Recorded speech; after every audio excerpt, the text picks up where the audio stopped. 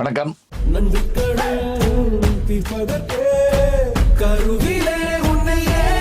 இன்னைக்கு மண்டே மோட்டிவேஷனை விண்வெளி சாதனை பெண்மணி சுனிதா வில்லியம்ஸோட தொடங்குவோம்.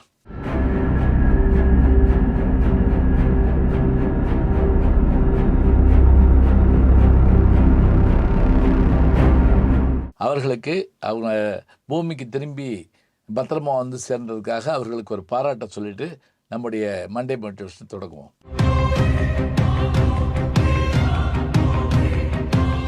பொதுவாக சாதனை பண்ணுறதுனா என்ன அப்படின்னு கேட்டால், நாம் வந்து சில நேரங்களில் தனி மனித சாதனைகளில் சொல்லுவாங்க. நான் இவ்வளோ நேரம் பின்னோக்கி நடந்தேன், நான் இப்படி பாம்பு கூட்டுக்குள்ளே இருந்தேன் அப்படிலாம் சொல்லுவாங்க. இதெல்லாம் ஒரு சாதனைன்னு ஒரு பக்கம் வச்சுக்கலாம். ஆனாலும் கூட ஒரு குழு முயற்சியோடு சேர்ந்து ஒரு சாதனை பண்ணி அந்த சாதனையினுடைய சிகரமாக, அந்த சிகரம் மட்டும் இல்லை, இது இது உயிர் போய் வருமா இருக்குமா, என்னுடைய நிலை என்ன, இப்படிப்பட்ட ஒரு சூழல், அதாவது மரணத்தோடு விளையாடுற மாதிரியாக எந்த ஒரு சின்ன பிழைனாலும் உடனே பார்த்து சரி பண்ணக்கூடிய நிலையில் இல்லாத அளவுக்கு பல லட்சம் மைல்களுக்கு அப்பால விண்வெளியில் இருக்கக்கூடிய ஒரு நிலையை பெற்றவர் யாருன்னு கேட்டால் சுனிதா வில்லியம்ஸ். இவங்களை பற்றி நம்ம மண்டே மோட்டிவேஷனில் பேசுகிறதுக்கு காரணம் என்ன அப்படின்னா, ஆண்கள் தான் சாதனை அதெல்லாம் அந்த காலம். பெண்கள் வீட்டை விட்டு வெளியே போகக்கூடாது அப்படிம்பாங்க. அடுக்கல் துடைப்பதும் படுக்கை விரிப்பதும் அது பெண்ணின் வேலையான்னு சொல்லி வைரமுத்து கேட்பார். அப்போ அப்படி தான் இருந்தாங்களா அப்படின்னா, ஆமாம், அதாவது வீட்டை விட்டு வெளியே போகக்கூடாது, தெருவை விட்டு வெளியே போகக்கூடாது, ஊரை விட்டு வெளியே போகக்கூடாதுன்னு வச்சுருந்தாங்க பெண்களுக்கு. ஏட்டையும் பெண்கள் தொடுவது தீமை என்று எண்ணி இருந்தவர் மாய்ந்து விட்டார், வீட்டுக்குள்ளே பெண்ணை பூட்டி வைப்போம் என்ற விந்தை மனிதர் தலைக விழுந்தார்னு சொல்வார் பாரதியார். ஆனால் இந்த பெண்மணி வீட்டை விட்டு, தெருவை விட்டு, ஊரை விட்டு, நம்ம இந்திய நாட்டை விட்டு, அமெரிக்காவை விட்டு, உலக பூமி உருண்டையவே விட்டு வேற வெளியில் போயிட்டு வந்துருக்காங்கன்னா, வீட்டை விட்டு வெளியே போகாதுன்னு சொன்ன காலம் போய், அம்மா பூமியை விட்டு வெளியே போயிட்டு வந்துட்டேம்மா, உன்னை பாராட்டுறாம்மா அப்படின்னு சொல்லக்கூடிய காலத்தை விஞ்ஞானம் நமக்கு தந்திருக்கிறது. இவங்க இந்திய வம்சாவளியை சார்ந்தவர்கள். இவருடைய தந்தையாகிய தீபக் பாண்டியா, இவர் யாருன்னு கேட்டால் குஜராத்தில் பிறந்தவர். இவங்களுடைய தாயார் போனி பாண்டியா, அவங்க ஐரோப்பா தேசத்தினுடைய ஸ்வெலேனியா நாட்டை சேர்ந்தவர்கள். இவங்க இப்போ அமெரிக்காவில் குடியேறுறாங்க. அங்கே தான் சுனிதா வில்லியம்ஸ் அவங்க பிறக்கிறாங்க. பிறகு அவங்க படிச்சுட்டு முதல்ல அவங்க அவங்களுடைய தந்தையார் என்ன அப்படின்னா மருத்துவத்துறையில் இருக்கிறாரு. படித்து முடிச்சுட்டு இவர்களுடைய நோக்கம் வித்தியாசமாக இருக்குது. அதே போல் கடற்படையில் சேர்றாங்க. கடற்படையில் விமானம் இருக்குது. அந்த விமான பெண்மணியாக இருந்து போர்க்களத்துக்கெல்லாம் போயிட்டு வந்திருக்கிறாங்க. பிறகுதான் இவங்க விண்வெளிக்கு போகிற ஒரு முடிவு எடுக்கிறாங்க. இந்த விண்வெளிக்கு போகிறதுனா நம்ம வாட்டுக்கு விளையாட்டை போயிட்டு வந்துடும்னு சொல்ல முடியாதுங்க. இப்போ சில பேருக்கு பஸ்ஸில் போனால் வாந்தி வரும், காரில் போனால் வாந்தி வருங்கிறோம். விண்வெளிக்கு தயாராகிற வீரர்கள் தயாராகிறாங்கள. நான் ஒரு முறை ஃப்ளோரிடாவில் நாசா விண்வெளி நிலையத்துக்கு போனேன். ஹியூஸ்டன் நகரில் இருக்கக்கூடிய நாசா விண்வெளி ஆய்வு மையத்தில் இருக்கிறேன். இப்போ நம்ம சுற்றி பார்க்க போகிறோம்.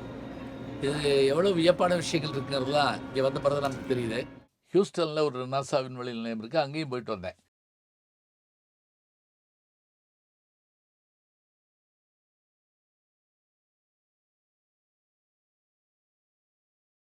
இப்போ அங்கே போய் பார்த்தா அவங்களுக்கான பயிற்சி கொடுக்கக்கூடிய இடங்கள் ஒரு பக்கம் இருந்தாலும், அவங்க அணியக்கூடிய ஆடை, அவங்களுடைய உணவு முறை எல்லாம் ஆச்சரியமாக இருக்குது.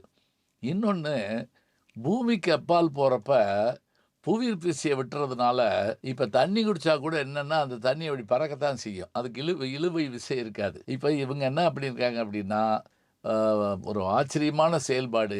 10 நாள் போய் விண்வெளி ஆராய்ச்சி பண்ணிட்டு வரலான்னு தான் முதல்ல பெறப்படுறாங்க.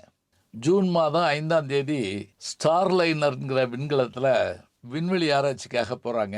முடிச்சுட்டு 10 நாள் வர்ற மாதிரி போகிறாங்க.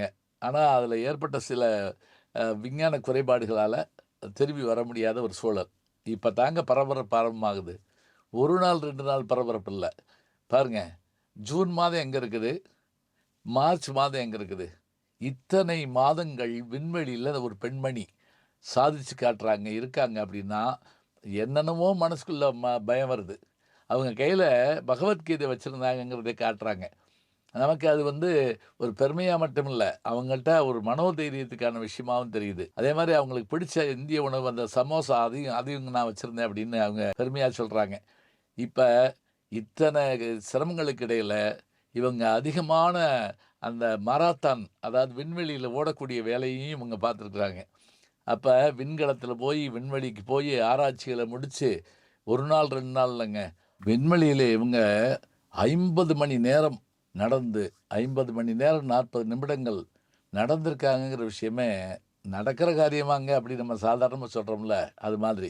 இப்ப இவங்களுடைய உணவு முறை, புவியீர்ப்பு விசையை இழக்கிற தன்மை, இது எல்லாவற்றையும் தாங்கிட்டு இவங்க எப்படி இருக்காங்களோ என்னமோங்கிற நேரத்தில இவங்கள திரும்ப அழைச்சிட்டு வர்றதுக்கு பல முயற்சிகள் எடுத்தாங்க.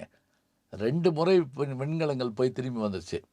கடைசி அனுப்பப்பட்ட விண்கலத்துக்குனுடைய பேரு தான் டிராகன் என்கின்ற விண்கலம் போச்சு. அது வந்து ஸ்பேஸ் எக்ஸ் என்கின்ற எலான் மஸ்கினுடைய அந்த தயாரிப்பிலிருந்து போகுதாங்க.